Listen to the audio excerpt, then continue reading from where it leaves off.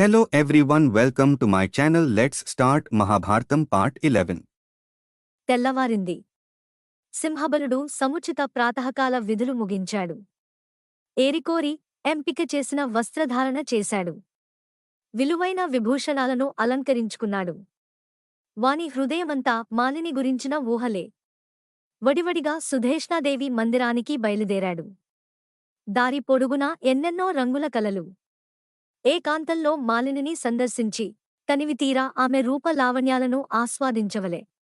తీయతీయని పలుకులతో ఆ సుందరీమణి మనసు దోచి ఆమెను నొప్పింపక ఒప్పించవలే. అటు సూర్యుడు ఇటు పొడిచినను నేటి రాత్రితో నేను సంపూర్ణ జీవిత సాఫల్యమును పొందవలే అని ఉవ్విళ్ళూరుతున్న కీచకునికి సైరంత్రి సుధేష్ణ సౌధంలో నిమగ్నమై కనిపించింది.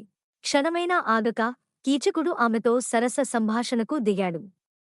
ఆమె ఉదాసీన వైఖరిని అలుసుగా తీసుకుని మరింత ఉత్సాహంగా మాటలు దొర్లిస్తున్నాడు. మరొక అడుగు ముందుకు వేసి రకరకాల శృంగార చేష్టలు ప్రారంభించాడు. కాలం దాపురించిన సింహబలుని చేష్టలను రోషావేశాలను అణచుకుని Panchali సహిస్తోంది. Don't forget. Like, comment, share, subscribe. And thanks for watching.